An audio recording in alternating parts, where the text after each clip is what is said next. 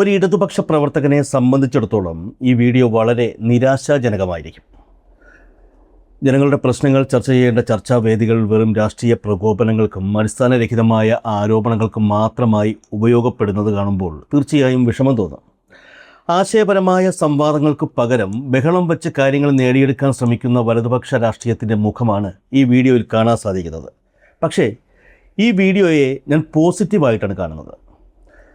താങ്ങാൻ കഴിയാത്ത തോൽവിയുടെ ആഘാതത്തിൽ നിരാശരായിപ്പോയ ഇടതു പ്രവർത്തകരെ ചോര തിളപ്പിച്ച് ഉണർത്തിയെടുത്ത വീഡിയോ ആണിത്. അമ്മാതിരി ചൊറിയാണ് ഈ വീഡിയോയിൽ കോൺഗ്രസ് പ്രതിനിധി കാട്ടിക്കൂട്ടുന്നത്.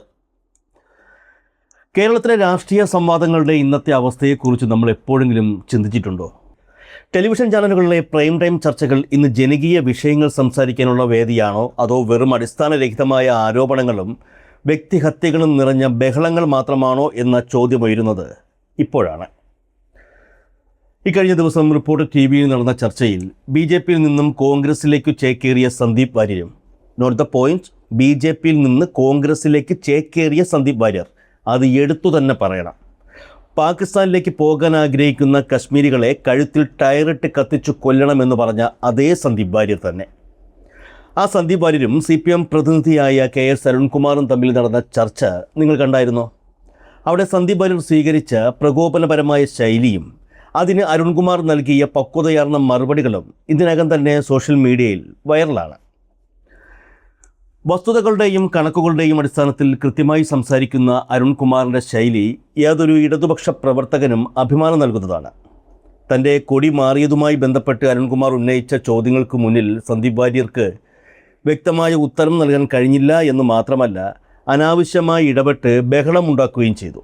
സത്യത്തിൽ എന്തിനാണ് സന്ദീപ് വാര്യർ ഇത്രമാത്രം പ്രകോപിതനായത്? KS അരുൺകുമാർ, കടുത്ത വിമർശനമാണ് ഉന്നയിക്കപ്പെടുന്നത്. പ്രതിപക്ഷ നേതാവ് ആയി പിണറായി വിജയൻ എത്തിയതിനെ കുറിച്ച് പോലും പരിഹാസം കലർന്ന വിമർശനമാണ് കോൺഗ്രസിന്റെ ഭാഗത്തു നിന്നുണ്ടാകുന്നത്. പാർട്ടി ഈ പറയുന്ന ജില്ലാ ഘടകങ്ങളിൽ നിന്നൊക്കെ വലിയ വിമർശനം ഉണ്ടാകുന്നുണ്ട് എന്ന മാധ്യമ വാർത്തകളുണ്ട്. സ്വാഭാവികമായും ഘടകങ്ങളിൽ നിങ്ങളില്ലല്ലോ എന്ന എക്കാലത്തെയും $1 മില്യൺ ക്വസ്റ്റ്യൻ കൊണ്ട് നിങ്ങൾ അതിനെ നേരിടും എന്നുള്ളത് കൊണ്ട് ഞാൻ അതിനെ ചോദിക്കുന്നില്ല. നിങ്ങളുടെ കാര്യം, നിങ്ങളുടെ പാർട്ടിയുടെ തീരുമാനം തിരുത്ത് എന്ന നിലയ്ക്ക് തന്നെ അത് മുന്നോട്ട് കൊണ്ടുപോകാം എന്നാണ് ഞാൻ വിചാരിക്കുന്നത്. പക്ഷേ ഈ പറയുന്ന അടിസ്ഥാന ഘടകങ്ങളിൽ നിന്ന് അഭിപ്രായം തേടും, തിരുത്തും എന്നൊക്കെ പറഞ്ഞതിന് ശേഷവും പാലക്കാട് അങ്ങനെ ഒരു വിമർശനം ഉന്നയിച്ചതിന്റെ പേരിൽ തരം താഴ്ത്തലും പിന്നീട് കുട്ടരാജിയും അടക്കമുള്ള കാര്യങ്ങളൊക്കെയാണ് ഉണ്ടായത്. ആഭ്യന്തര വിഷയം ശരി, പക്ഷേ 21,000 രൂപ ആദ്യ ക്യാബിനറ്റിൽ നൽകും എന്ന് VD സതീശൻ ഉറപ്പു നൽകി എന്ന് പറയുന്നതിന് ആധികാരികമായ എന്താണ് നിങ്ങളുടെ കൈവശമുള്ളത്? വർധനയുണ്ടാകും എന്നതിനപ്പുറത്തേക്ക് ഒറ്റയടിക്ക് 21,000 രൂപയും വർദ്ധിപ്പിച്ചു നൽകും എന്ന് പറഞ്ഞിരുന്നോ പ്രതിപക്ഷം? ഞാനതിലേക്ക് വരാം. ഇവിടെ ബഹുമാനപ്പെട്ട കോൺഗ്രസിന്റെ പ്രതിനിധി പറഞ്ഞു തോറ്റു എന്ന് സമ്മതിക്കുന്നില്ല, ജനങ്ങളാണ് കുറ്റക്കാരനെന്ന് പറഞ്ഞു. അതുപോലെ തന്നെ ടീച്ചർ ക്വസ്റ്റ്യൻ പേപ്പർ ആ വാട്സപ്പ് യൂണിവേഴ്സിറ്റിയിൽ കരുതി വച്ചിരിക്കുന്നതെല്ലാം ഈ ചർച്ചയിൽ അവസരോചിതമല്ലാതെ തന്നെ കൊണ്ടുവന്നത് മുഴുവൻ ഞാൻ പറഞ്ഞു പോകും എന്നതാണ്.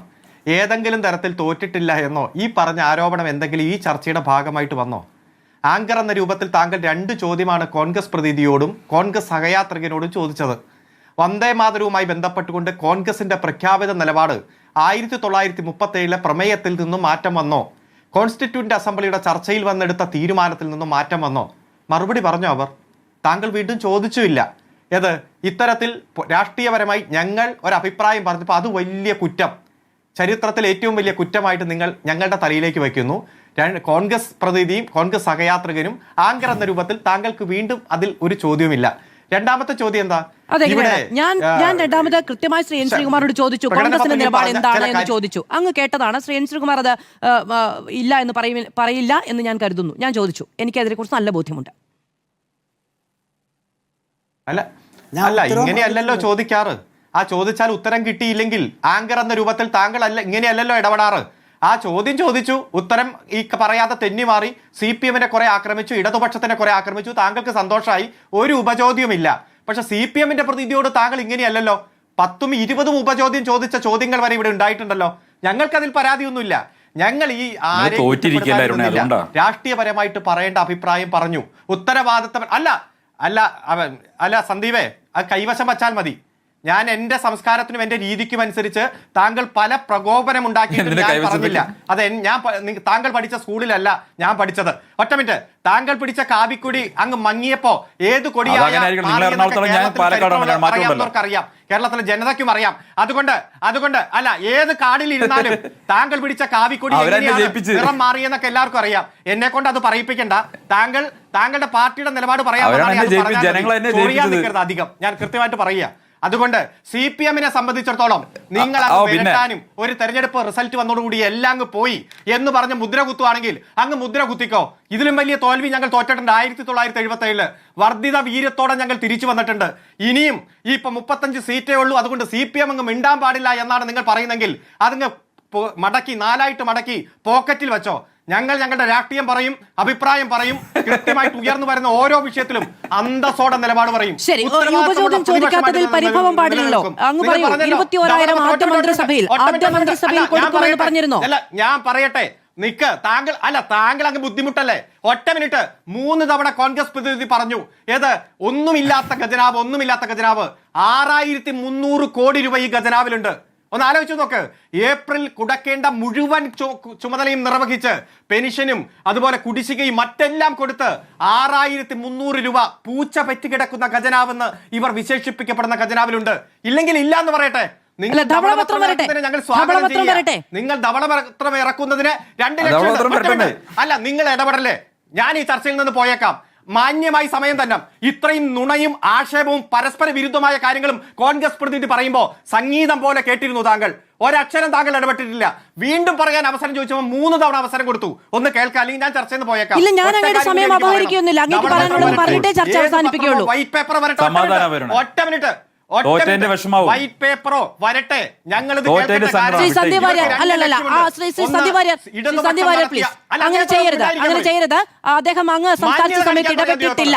അതുകൊണ്ട് തന്നെ അങ്ങ് ഒരുപാട് തവണ ഇടപെടുകയും ചെയ്തു. അദ്ദേഹം പറയുന്നത് ന്യായമാണ്, ജനാധിപത്യപരമാണ്. ഇനി ഇടപെടരുത് പ്ലീസ്. ശ്രീ അരുൺകുമാർ പറയൂ. മര്യാദകേടെ അതിന്റെ പേര് നിയുക്ത MLA എന്ന് ആക്കരുത്.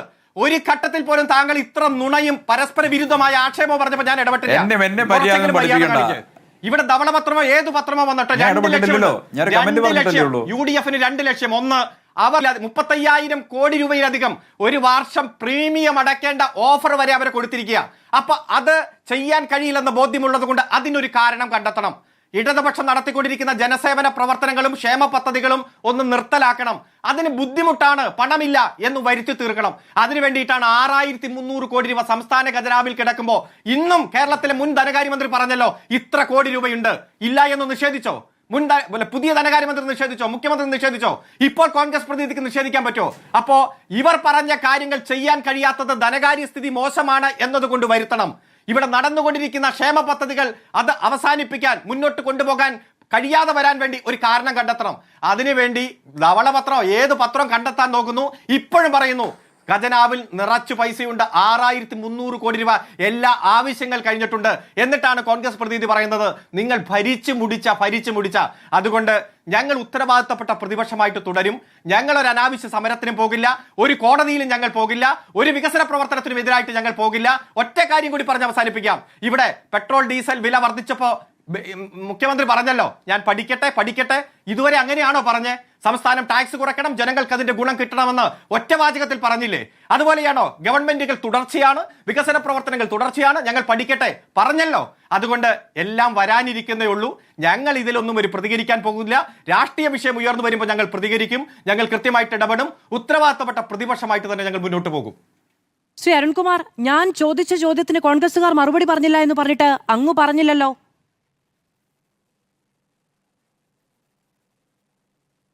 ഏത് ചോദ്യമാണ് താങ്കൾ ചോദിച്ചത്? അതുപോലും കേൾക്കുന്നില്ല എന്നുള്ളതാണ് പ്രശ്നം. 21,000 രൂപ ഒറ്റയടിക്ക് വർദ്ധിപ്പിച്ചു കൊടുക്കാമെന്ന് പ്രതിപക്ഷം പറഞ്ഞിരുന്നു. ആദ്യ മന്ത്രിസഭാ യോഗത്തിൽ തന്നെ 21,000 രൂപയും നൽകുമെന്ന് പ്രതിപക്ഷ നേതാവ് സമരപന്തലിൽ പോയി പറഞ്ഞിരുന്നോ? ഞാൻ താങ്കൾക്ക് ഒരു വീഡിയോ അയച്ചിട്ടുണ്ട്. 21,000 രൂപ ആവശ്യപ്പെട്ടുകൊണ്ടും നിരവധി 8 ആവശ്യങ്ങൾ ഇൻ അഡീഷൻ ടു 8 ആവശ്യങ്ങൾ ഉന്നയിച്ചുകൊണ്ട് നടത്തിയ സമരപന്തലിൽ ചെന്ന് 2026 UDF അധികാരത്തിൽ വരുമെന്നും ആദ്യ മന്ത്രിസഭാ യോഗത്തിൽ തന്നെ അതിന് തീരുമാനമാക്കുമെന്ന് പറയുമ്പോൾ 21,000 അല്ല, ഗഡുക്കളായി വർദ്ധിപ്പിക്കുമാണ് എന്നാണ് ഉദ്ദേശിച്ചതെന്ന് തെളിയിക്കുന്ന ഏതെങ്കിലും ഒരു രേഖ താങ്കൾ പറഞ്ഞ് താങ്കൾ സാധൂകരിച്ചോ? വി ഡി സതീശൻ സമരപന്തലിൽ പോയി പറഞ്ഞത് ആദ്യ ക്യാബിനറ്റിൽ നിങ്ങളുടെ ഈ ഓണറേറിയത്തിൽ വർധനയുണ്ടാകും എന്നാണ്. ഇനി അങ്ങ് അയച്ചു തന്ന വീഡിയോ ആണ് എങ്കിൽ അത് കേൾക്കുകയും ചെയ്യാം. നേരത്തെ പറഞ്ഞത് വീണ്ടും ആവർത്തിക്കുന്നു. കേൾക്ക്, ഞാൻ കേൾപ്പിക്കാം. 2026 UDF ഗവൺമെന്റ് വരുമ്പോൾ ആദ്യത്തെ ക്യാബിനറ്റിൽ നിങ്ങളുടെ തീരുമാനം ഉണ്ടാവും. നിങ്ങളുടെ തീരുമാനം ആദ്യത്തെ ക്യാബിനറ്റ്. അത് കഴിഞ്ഞിട്ട് കേരളത്തിൽ ഏത് അഡ്മിനിസ്ട്രേറ്റീവ് ഡിസിഷൻ, ഏത് ഭരണപരമായ നടപടികൾ ഉണ്ടാവുള്ളൂ. ആദ്യത്തെ ക്യാബിനറ്റ് അത് തീരുമാനിക്കും. എനിക്കറിയാം നിങ്ങൾ തോക്കൂല.